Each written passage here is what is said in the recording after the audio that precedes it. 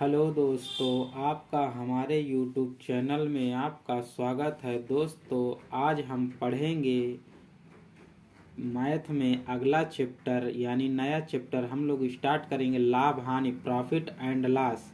और इसको हम लोग एकदम जीरो लेवल से पढ़ेंगे और उच्च लेवल तक जाएंगे, यानी किसी भी प्रकार का क्वेश्चन ना छूटे। दोस्तों, अगर आपको वीडियो अच्छी लगे तो चैनल को सब्सक्राइब और वीडियो को लाइक शेयर कमेंट जरूर करें। चलिए दोस्तों, स्टार्ट करते हैं। देखिए, लाभ हानि का मतलब होता है जब जैसे कोई चीज़ हमने खरीदा या तो फिर बेचा तो उसमें हमें कुछ ना कुछ लाभ या घाटा जरूर होता है, तो उसी के पर्पज पर ये लाभ हानि पूरा आधारित रहता है। तो लाभ हानि जब निकालना होता है तो उसके लिए कुछ सूत्र होते हैं, इसलिए हमने दो फार्मूला पहले से लिख रखे हैं। जैसे होता है विक्रय मूल्य, विक्रय मूल्य को हम लोग बोलते हैं एसपी यानी सेलिंग प्राइस, और क्रय मूल्य होता है सीपी यानी कि सेलिंग प्राइस, और लाभ को बोलते हैं प्रॉफिट, और हानि को बोलते हैं लॉस। तो अब जैसे हमको कोई कह दे कि विक्रय मूल्य ज्ञात करिए, तो हमको विक्रय मूल्य जब निकालना होगा तो उसमें हमको पता होना चाहिए कि यह वस्तु कितने में खरीदी गई है या कितने में बेची गई है, कितने प्रॉफिट पर बेची गई। तो विक्रय मूल्य बराबर इसलिए होता है क्रय मूल्य यानी कि सीपी जितने में खरीदी गई है प्लस में लाभ, तो उसमें लाभ कितना है। और इसी को हम लोग इसमें एसपी बराबर सीपी प्लस प्रॉफिट लिखते हैं। और एक विक्रय मूल्य बराबर होता है क्रय मूल्य माइनस हानि, यानी कि जब कोई विक्रय मूल्य निकालेंगे तो किसी वस्तु में आपको लाभ हो सकता है, किसी में हानि भी। तो अब ये वाला एक फार्मूला होता है, मतलब कि क्रय मूल्य माइनस हानि, हानि भी तो हो सकती है, इसलिए इसको विक्रय मूल्य को एसपी, क्रय मूल्य को सीपी और लॉस को हानि बोलते हैं। चलिए दोस्तों, अब हम लोग क्वेश्चन करना स्टार्ट करते हैं। दोस्तों, हम लोग पहला टाइप पढ़ेंगे। टाइप फर्स्ट में आपका पहला क्वेश्चन ये है, किसी वस्तु के क्रय मूल्य तथा लाभ का अनुपात 25:4 है। यदि इस वस्तु को 870 रुपये में बेचा जाता है तो ज्ञात कीजिए कि कितने प्रतिशत का लाभ होगा। तो अब ऐसे क्वेश्चन को करने के लिए आपको कुछ नहीं करना, इसमें एक ट्रिक होती है, इसको आप एग्जाम ट्रिक करके नाम लिख लीजिए, एग्जाम ट्रिक। और हम लोग इसी से इस तरह के सवाल लगाएंगे। जैसे हमको बोला है 25:4, तो आपको कुछ नहीं करना है, आपको लिखना है 25:4, और ऐसे आपको तीर खींच लेना है, इसमें भी ऐसे आपको तीर खींच लेना है। अब इसमें आपको ये देखना है, ये हमारा सीपी है और ये हमारा, अब इसमें कुछ डिफाइन नहीं कर सकते हैं, या फिर आप सीपी भी बोल सकते हैं या फिर इसको प्रॉफिट भी बोल सकते हैं। अब बोलेंगे है क्योंकि क्रय मूल्य तथा लाभ का अनुपात दिया है, तो ये हमारा हो गया सीपी यानी क्रय मूल्य, और ये हो गया हमारा प्रॉफिट यानी कि लाभ, प्रॉफिट लिख देंगे। और हमको जब इस तरह के सवाल करना होता है तो अब हमको ये देखना है कि 25 में क्या मल्टीप्लाई करें कि ये 100 बन जाए, यानी कि यहाँ पर 100 आ जाए। बताइए क्या मल्टीप्लाई करेंगे। तो हम अगर इसको, अगर 25 को अगर 4 के साथ मल्टीप्लाई कर दें, मतलब 4 का गुणा कर दें, तो ये 25 चौको 100 बन जाएगा ना। और जब हम 4 का मल्टीप्लाई से 100 इसमें पा रहे हैं तो 4 को हमको इसके साथ भी गुणा करना है, तो इसके साथ हम लोग 4 का मल्टीप्लाई करेंगे तो हमारा 16 आ जाएगा, और यही 16% आपका आंसर हो जाएगा।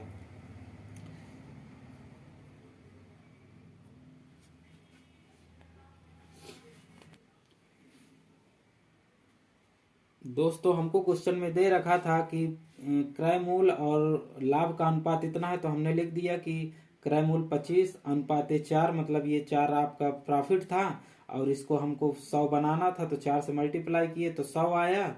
अब इसको भी जितने से हमने इसमें मल्टीप्लाई किया उतने से इसमें भी करना पड़ेगा, तो हमने 4 से मल्टीप्लाई किया तो 16 आ गया, यानी 16% आंसर हो गया इसका, यानी कि 16% का लाभ होगा।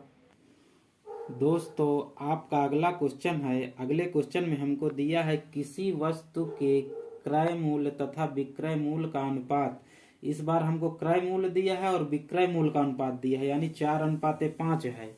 यदि उस वस्तु को 5500 रुपये में बेचा गया हो तो ज्ञात कीजिए कि कितने प्रतिशत का लाभ होगा। अब इसमें हमको दिया है क्रय मूल्य और दिया है हमको विक्रय मूल्य। तो हम लोग इसको कुछ नहीं करेंगे, हम लोग एग्जाम ट्रिक डालेंगे यहाँ पर, एग्जाम ट्रिक, और इसी से हम लोग लगाएंगे जैसे हमने पहला क्वेश्चन लिया है। अब मान लीजिए हमको दिया है 4:5, तो हमको क्या करना है, अब इसको हमको 100 बनाना है जैसे हमने उसमें बनाया है। तो हमको अगर 100 बनाना है तो हमको इसमें किससे मल्टीप्लाई करना पड़ेगा, हमको इसमें करना पड़ेगा 25 से। 25 से मल्टीप्लाई करेंगे तब तो ये बनेगा 25 चौको 100। और इसमें भी हमको उतने से ही मल्टीप्लाई करना पड़ेगा जितने से हमने यहाँ पर किया है। तो जब हम इसमें मल्टीप्लाई 25 से करेंगे तो ये कितना बन जाएगा, 125। और जब ये 125 बन जाएगा तो हमारा सीपी कितना होता है, सीपी हमारा होता है 100। तो यानी 100 के ऊपर जो हमको मिलेगा वही हमारा लाभ होगा। तो हम इसको क्या करेंगे,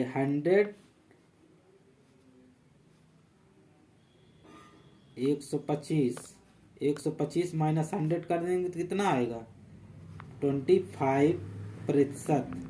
यही हमारा आंसर हो जाएगा, यानी कि इतने प्रतिशत का लाभ होगा। दोस्तों हम इसको यहाँ पर भी निकाल सकते थे, यानी 4:5 दिया है तो जब कोई चीज क्रय मूल्य में है और उसमें लाभ लिया जाता है तो इससे जाहिर सी बात है मतलब इससे ज्यादा में बेची जाएगी। तो हम लोग अगर यहाँ से लेते तो 4 के बाद इसका अंतर कितना आता, 1 आता। तब भी हम अगर 25 के साथ 1 का मल्टीप्लाई करते तो 25 ही आता। चाहे हम लोग 100 से 125 में से क्रय मूल्य का निकाल दिया 100, तब भी हमको 25 मिल गया। दोस्तों आपका अगला क्वेश्चन है, किसी वस्तु के क्रय मूल्य तथा हानि का अनुपात।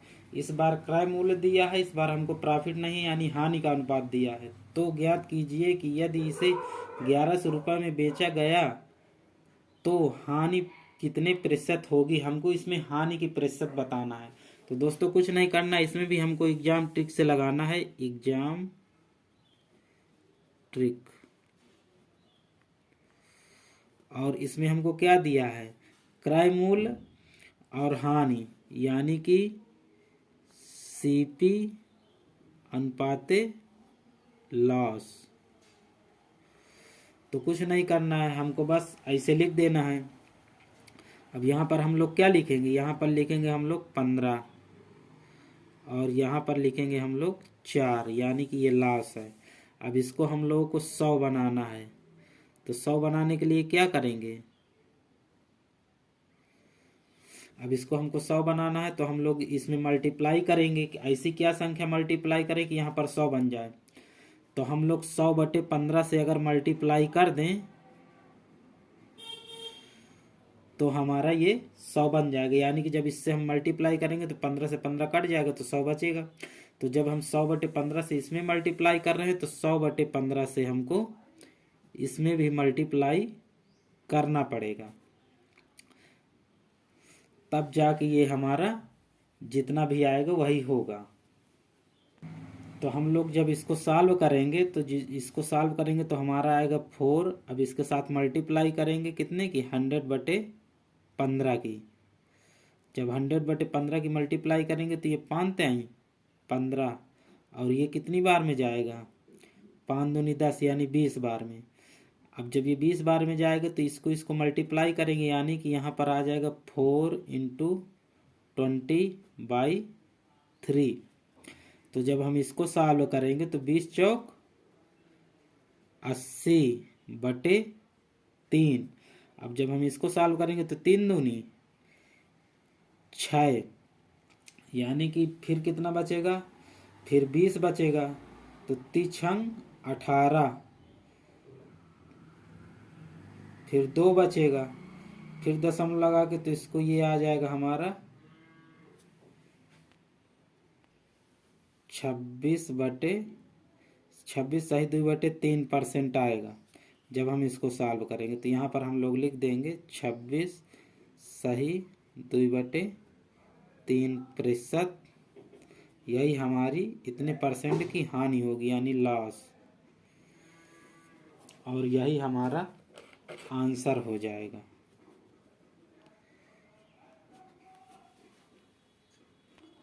दोस्तों हमने इसमें वही सब किया है, जैसे हमको बोल दिया कि क्रय मूल्य तथा हानि का अनुपात इतना है, तो हमने सीपी अनुपात लास लिख दिया और यहाँ सीपी के नीचे सीपी लिख दिया और लास के अनुसार नीचे लास लिख दिया 4 का। अब इसको हमको 100 बनाना है, तो 100/15 से मल्टीप्लाई कर दिए। 100/15 से मल्टीप्लाई इसलिए किए जब इसके साथ हम लोग गुणा करेंगे, जैसे यहाँ पर हम लोग अगर गुणा करें 15 इंटू 100 इंटू 22 में 15, तो ये 15 से 15 कट जाएगा तो 100 बच जाएगा, इसीलिए यहाँ पर ऐसे किया गया। तो ये 15 से 15 कट जाएगा, 100 बच जाएगा। तो इसमें हमने 100/15 से मल्टीप्लाई किया, तो इसमें भी करेंगे।